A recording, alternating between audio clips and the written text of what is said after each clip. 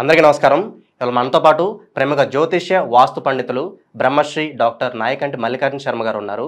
December మాసంలో ద్వాదశ రాశుల వారికి ఎలాంటి ఫలితాలు ఉండబోతున్నాయి, వాళ్ళ గ్రహస్థితి ఎలా ఉంది, గురుగారిని అడిగి తెలుసుకుందాం. గురుగారు నమస్కారం. నమస్కారం. గురుగారు, డిసెంబర్ మాసంలో ద్వాదశ రాశుల వారికి ఎలా ఉండబోతుంది, అందులో ముందుగా మేషరాశి వారికి ఎలాంటి ఫలితాలు ఉండబోతున్నాయి మాకు తెలియజేయండి. తప్పకుండా. ఓం శ్రీ గురుభ్యో నమః. డిసెంబర్ మాసంలో మనం గ్రహస్థితిని గమనించినట్లయితే ప్రధానంగా ముఖ్యంగా మీనంలో రాహు, కన్యలో కేతువు, కర్కాటకంలో కుజుడు, వృషభంలో గురువు యొక్క సంచారం, అలానే రవి బుధులు వృశ్చిక రాశిలో సంచారం చేయటం, రవి కూడా మళ్ళీ డిసెంబర్ 16వ తారీఖున ధనుస్సు రాశిలోకి సంచారం చేయటం, శుక్రుడు మకరంలోను శని కుంభంలోను సంచారం చేస్తాడు. ఇది గ్రహస్థితి. ఈ డిసెంబర్ మాసంలో ఏ విధంగా ఉండబోతుంది మేషరాశి వాళ్ళకంటే, ముఖ్యంగా ద్వితీయ స్థానంలో గురువు యొక్క సంచారం వల్ల సుఫలితాలు జరిగే సూచనలు అనేవి ఎక్కువగా ఉన్నాయి.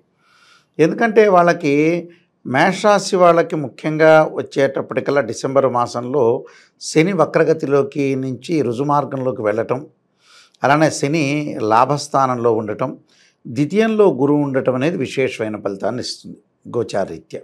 అంటే ఈ రెండు గ్రహాలు అద్భుతమైన రిజల్ట్స్ వచ్చే అవకాశాలు ఉన్నాయి.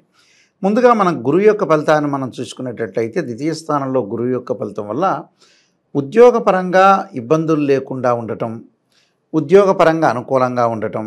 అంటే మనం ఏదైనా ఒక వృత్తి ఉద్యోగ వ్యాపార రంగాల్లో చేసే ప్రతి వాళ్ళు ఏదో వ్యాపారమో బిజినెస్ ఏదో చేయాల్సిందేగా. ఆ చేయటంలో ఏంటంటే ఉద్యోగపరంగా ఉండే విషయాల్లో మటుకు కొంత స్థానచలనం జరగటం ఒకటి, ప్రమోషన్లు రావటం ఒకటి, వాళ్ళు ఒక చోట నుంచి ఇంకో చోటకు ప్రయాణం చేయటం ఒకటి, స్థానభ్రంశం జరిగే అవకాశాలు ఎక్కువ ఉంటాయి. అలానే ఆర్థిక పరంగా లావాదేవీల విషయంలో కానీ ట్రాన్సాక్షన్ విషయంలో కానీ చాలా బాగుంటుంది వాళ్ళకి.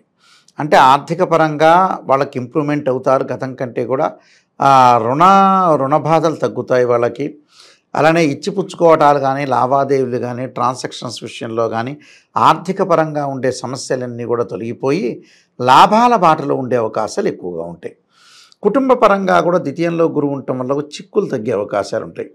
గతంలో ఏదైతే భార్యాభర్తలు ఇద్దరు కూడా అరుచుకుంటారో అలాంటి విధానాన్ని అంతా కూడా పక్కన పెట్టేసేసి ఒక మ్యూచువల్ అండర్స్టాండింగ్లోకి వచ్చి భార్యాభర్తలు ఇద్దరు కూడా అనుకూలంగా ఉండే అవకాశాలు ఎక్కువగా వస్తాయి ద్వితీయ స్థానంలో గురువు వల్ల.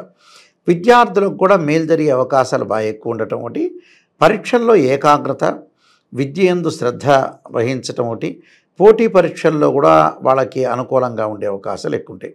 అంటే ద్వితీయ స్థానంలో గురువు యొక్క సంచారం వల్ల డిసెంబర్ మాసంలో చాలా అనుకూలమైన ఫలితాలు వస్తాయి. అంటే గురువు మంచివాడు అని అర్థం. First number 1 point.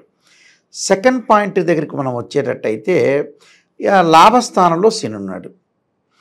అంటే లాభస్థానంలో శని ఉండటం వల్ల ఏంది, అది వక్రగతి పోయి రుజుమార్గంలో వచ్చాడంటే లాభంలో శని ఉంటే అనుకున్న పనులన్నీ కూడా ఆలస్యం లేకుండా, పెండింగ్లో ఉన్న పనులన్నీ కూడా ఆలస్యం లేకుండా వాళ్ళకు అనుకూలంగా జరిగే అవకాశాలు ఎక్కువగా ఉంటాయి.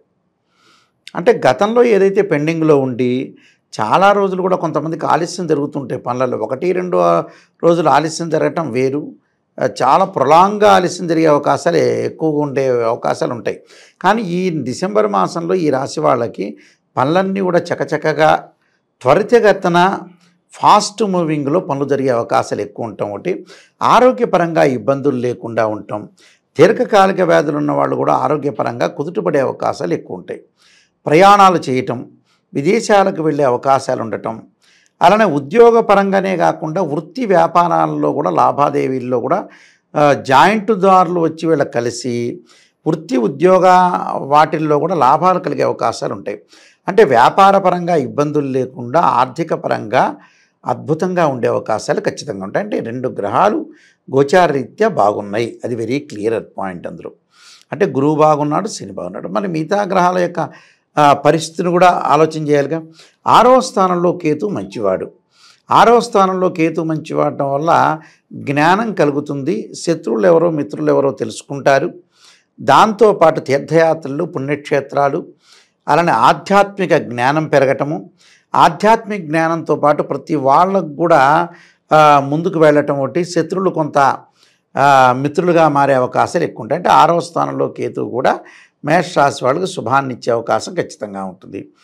మరి మిగతా గ్రహాలని మనం అనాలిసిస్ చేసామనుకోండి, 8వ స్థానం రవి 8వ స్థానంలో బుధుడున్నాడు. బుధుడు ఉండటం వల్ల ఏంటంటే ఉద్యోగం చేస్తున్న వ్యక్తులు ఎవరైతే ఉంటారో రవి యొక్క ప్రభావం వల్ల, రవి ఉద్యోగకారకుడు అంటారు. ఉద్యోగం చేస్తున్న వ్యక్తులు ఎవరైతే ఉంటారో అన్ని రహస్యాలు అందరికీ కూడా తెలియపరచడం అనేది మంచిది కాదు. వాళ్ళ వల్ల కొంత అవమానాలు జరిగే అవకాశాలు ఎక్కువగా ఉంటాయి. అవమానాలు జరగకుండా ఆలోచన చేసి ఆచితూచి అడుగు వేసి ప్రతి సమాధానాన్ని కూడా చాలా జాగ్రత్తగా ఆలోచన చేసి చెప్పాలి.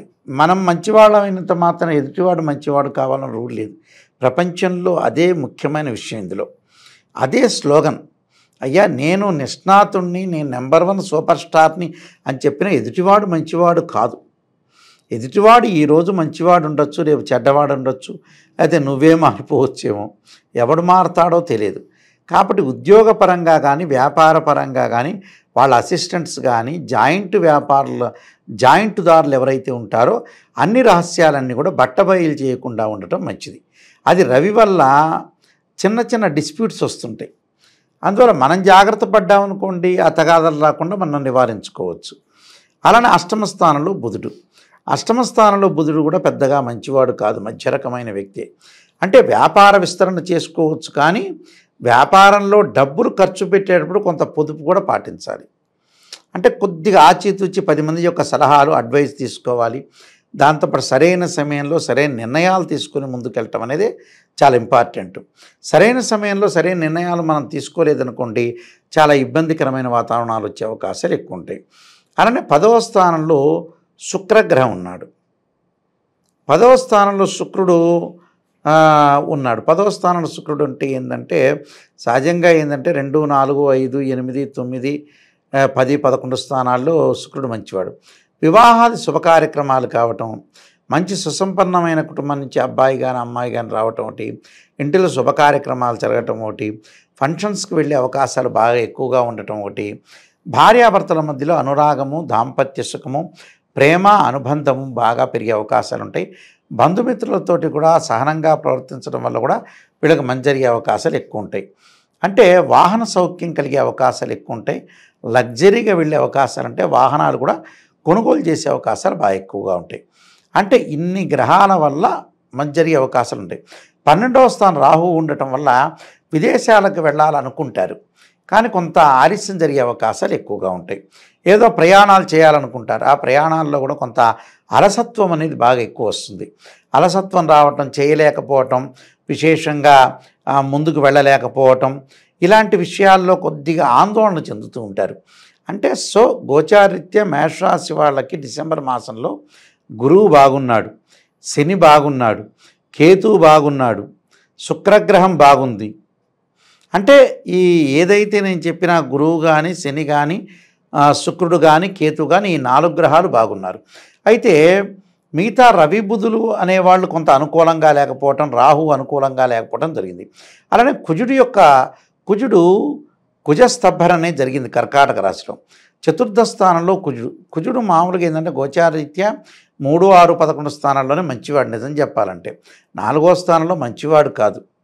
అంటే మన రాశిఫలాలు మనం తీసుకునే వ్యక్తులు ఎవరైనా సరే నెగిటివ్ పాజిటివ్ రెండూ తీసుకోవాలి. కేవలం పొగిడేటట్టయితే ఎందుకు రాశిఫలాలు వింటాం? వాస్తవేనా? సూపర్ స్టార్ మహేష్ బాబు గారు చెప్పినట్టుగా ఆడియో ఫంక్షన్లో హీరోలను పొగిడినట్టు పొగిడితే ఎందుకంటే రాశిఫలాలు మనోభావాలు దెబ్బతింటాయి అని నెగిటివ్ ఉన్నా కూడా మనం పాజిటివ్గా చెప్పలేము. ఎందుకంటే మనోభావాలు కాదు ఇక్కడ. ఒకటి మనకంట మనోభావాలు కాకుండా మనం ఒక రోడ్డు మీద వెళ్తుంటాం, ఆ రోడ్డు మీద ముళ్ళున్నాయని చెప్తే ఆ రోడ్డు కాకపోతే ఇంకో రోడ్డు వెళ్తాడు. మనం సేవ్ చేయాలి ఆ మనుషుల్ని. అబద్ధాలు చెప్పడం ఎందుకు దండగా? అందువల్ల నేను గోచారీత్యా ఫార్ములాస్ చెప్తున్న వాళ్ళకి ఈ స్థానాల్లో ఉంటే మంచివాడని నిజాన్ని తెలుసుకోవాలి. నిజం తెలుసుకోలేకపోతే రాశిఫలాలు చూడటం దండగా. 4వ స్థానంలో కుజుడు ఉన్నాడు. 4వ స్థానం యొక్క ప్రభావం ఏమిటి అంటే వాహనాల మీద వెళ్ళేటప్పుడు ఇబ్బందికరమైన వాతావరణాలు వచ్చే అవకాశం ఉంటుంది. అతి వేగం అనేది పనికిరాదు. కుజుడు భూ సంబంధమైన వ్యవహారాలకు సంబంధించిన వాడు. భూమి సంబంధించిన విషయాల్లో కానీ, పొలాలు కానీ, ఇళ్ళు కానీ, స్థలాలు కానీ కొనుగోలు చేసేటప్పుడు లింక్ డాక్యుమెంట్స్ కానీ, అలానే ఏదైతే డబ్బులు సంబంధించిన లావాదేవీల విషయంలో వాళ్ళతో మాట్లాడేటప్పుడు విషయంలో కొంత జాగ్రత్తగా ఉండాలి. ఎవరిని కూడా తొందరపడి భూ సంబంధమైన వ్యవహారాలు కానీ, కెమికల్ కంపెనీలు కానీ, మెడికల్ ల్యాబొరేటరీస్ కానీ వీళ్ళందరూ కూడా కొద్దిగా జాగ్రత్త వహించాల్సిన అవసరం అనేది ఉంటుంది. అలాంటి చతుర్థ స్థానం తల్లికి సంబంధించిన స్థానం. తల్లి యొక్క ఆరోగ్యాన్ని కూడా జాగ్రత్తగా చూసుకోవాలి. వాహనాల మీద వెళ్ళేటప్పుడు, వాహనం కొనుగోలు చేసేటప్పుడు కూడా అన్ని పేపర్స్ కానీ, డాక్యుమెంట్స్ కానీ చూసుకోవాలి. కోర్టు సమస్యలు పోలీస్ స్టేషన్కి వెళ్లకుండా చూసుకోవడం మంచిది. అన్నదమ్ముల మధ్యలో కుజుడు అన్నదమ్ముల విషయాన్ని తెలిపేవాడు కుజుడు. కాబట్టి కుజుడు అన్నదమ్ముల మధ్యలో పరస్పర విభేదాలు లేకుండా ఏదో 10 నిమిషాలు తమ్ముడు తిట్టినంత మాత్రాన అన్నకు ఒరిగేది లేదు, అన్న తిట్టినంత మాత్రాన తమ్ముడికి పోయేది లేదు. రాజకీయ నాయకులు తిట్టుకోవట్లేదా ఏంది, సాయంత్రం గల కలుసుకోవట్లేదా, రక్త సంబంధం కలుసుకుంటే తప్పేం లేదు. అందువల్ల కొన్ని వీళ్ళు ఏ గ్రహాలు బాగలేదంటే రాహు బాల, కుజుడు బాల, రవి బాల, బుధుడు బాగల. అంటే ఈ గ్రహాల యొక్క దోష పరిహారం చేసుకొని ముందుకెళ్ళటం మంచిది. మరి కొన్ని మనం పరిహారాలు చేసుకొని ముందుకెళ్తే మంచి జరిగే అవకాశం ఖచ్చితంగా ఉంటుంది.